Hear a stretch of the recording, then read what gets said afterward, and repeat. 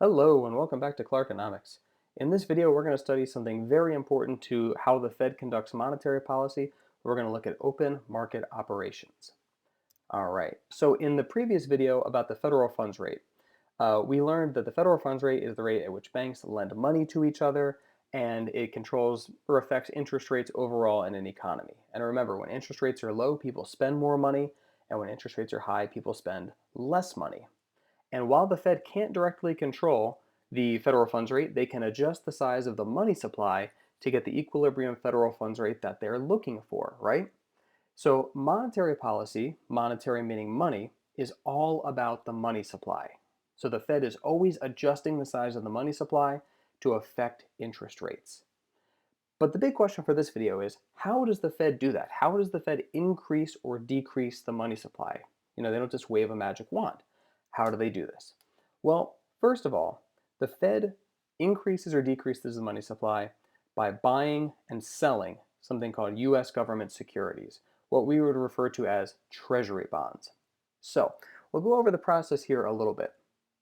So first, the United States Treasury creates US Treasury bonds. The Fed is a little involved in this process, but I'm not going to mention that right now.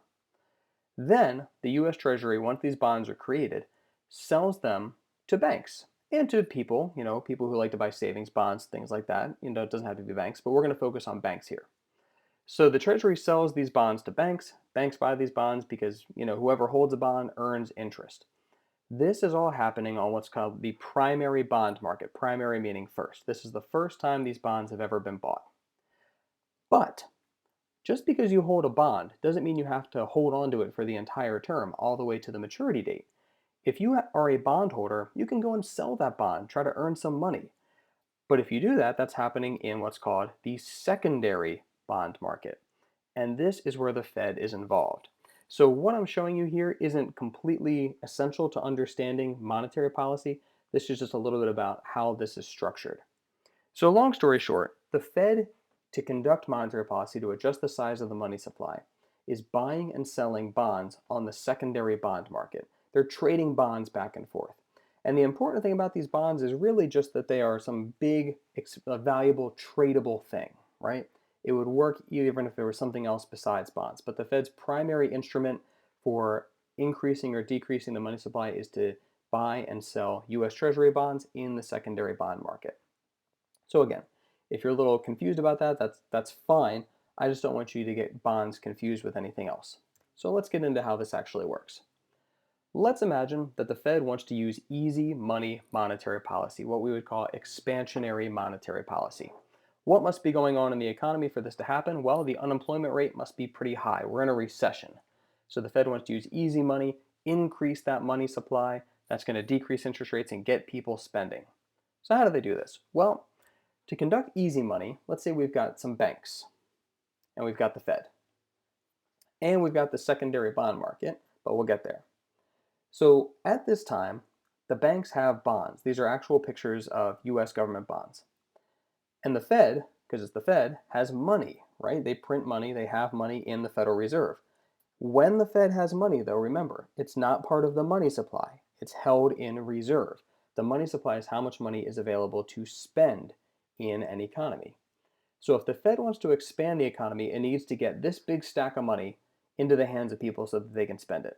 So the Fed doesn't just fly a helicopter over the populace and rain money out of it. They have a mechanism by which they get money into the economy to get people spending. So what the Fed's going to do in this situation is they're going to buy bonds in the open market from these banks. So they're going to trade. In other words, the Fed is going to give money to these banks. The banks are going to give those bonds to the Fed. So now let's go back. Now let's look what we did, right? The Fed is now holding on to these bonds. The banks are holding on to all this money. Cool. So these banks have more money. Well, what do banks do with money? They lend it out, right? Why do banks lend out money? To earn interest. And when banks make loans to people, this means that people are borrowing money with the intention of spending it. And that's how, essentially, the economy is going to expand, right? The money supply is going to increase because people have more money to spend. That's going to decrease the federal funds rate. Because of all this extra spending and investment, aggregate demand is going to shift to the right, which means that the unemployment rate is going to fall, right? Because there's more economic activity, but this might lead to higher inflation. So this is how easy money policy works, right? That money supply curve, the Fed is shifting it to the right because essentially by buying bonds, they're pumping money into the banking system, and the banking system is going to lend it out to other people. So that's how expansionary monetary policy works. Now, let's say on the other hand, there is a situation with high inflation in the economy, right? People are spending too much money. Once again, the Fed is holding bonds, the holder of bonds, and the banks have money. So there's too much money being spent, too much money being lent, and the Fed wants to bring this inflation rate down. What can they do? Well, they can sell bonds to the banks in the open market. The Fed can't tell banks that they have to buy these bonds. The Fed can offer them a price that they want, and if the banks want it, they will pay it. So take a look at what's about to happen. Just the same thing from the previous slide, but in reverse. The Fed sells these bonds to the banks. So now let's see who has what. The Fed has all this money, and again, when the Fed has money, they're keeping it in reserve. It's not part of the money supply anymore. They're holding on to it. Think of a big vault, right? It's dark, there's spider webs. That money is doing nothing, just sitting there, getting dusty. And the banks have these bonds. So it's the exact process from before, but in reverse. What's this going to do to the money supply? Like we just said, the Fed is basically vacuuming money out of the money supply, making less money available to spend. So the money supply is decreasing, shifting to the left. That means that the federal funds rate is going to increase. Picture the graph, if you can, of the money market. Aggregate demand is going to shift to the left because fewer people are borrowing money and spending money, so there's less consumption, less investment happening. And that is going to hopefully decrease that inflation rate, right? That's what the Fed was targeting to begin with here. And that's unfortunately, though, going to cause some people to lose their jobs as the unemployment rate will rise. So that's how the Fed uses open market operations. If the Fed wants to expand the economy to get out of a recession, they will buy bonds from the banks. If the Fed wants to contract the economy to fight inflation, the Fed will sell bonds to the banks, right? So that's how they actually day to day change the size of the money supply to get that federal funds rate that they had been targeting. Okay, so it's kind of a weird process. Here are some common questions sometimes people ask about it, and hopefully these answers will set your mind at ease. Where does the Fed get the money to buy bonds? Well, remember, they're the Federal Reserve. They can do something that nobody else in America can do. They can print US dollars, right? So if they want to buy more bonds, they can print the money to get it or use the reserves that they have already. In real life, in order to expand the money supply by buying bonds, the Fed doesn't need to print dollars. Most of the time, what they do is they just digitally transfer funds to banks' accounts. So there's no actual like paper currency necessarily being printed. Most of these banks have accounts at the Fed, if not all of them. So the Fed just says, oh, okay, we're going to buy these bonds from you. Congratulations, here you go. Now you have more money in your account. So it's all digital. So there's not necessarily more paper happening here. Two, when the Fed's hanging on to treasury bonds, as they are when they use expansionary monetary policy, does the Fed earn interest on those bonds? Because after all, they are the holder of bonds. Yes, they do. So if you think about who is paying interest on treasury bonds, it's the US Treasury. So when the Fed is holding on to treasury bonds, they're getting paid interest from another part of the US government, right? So actually, it's funny, part of the United States debt, which is this huge number, the US government, the Treasury actually owes money to the Federal Reserve, which is kind of another part of the government. Don't let that get too confusing.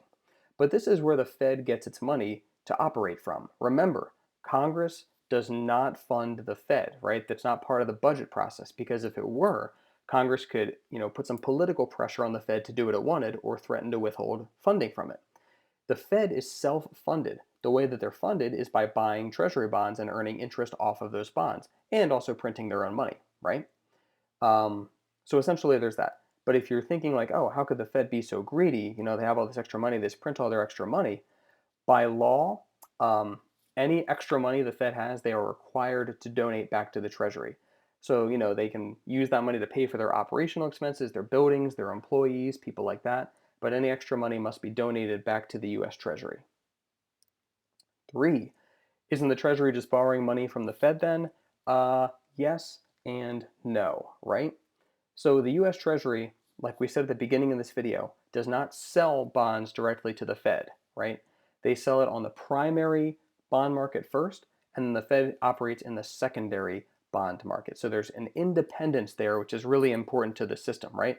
So the US Treasury, which is part of the executive branch, can't just pressure the Fed to buy up their bonds. The Fed can do what it wants to because it's not interested in making politicians and voters happy.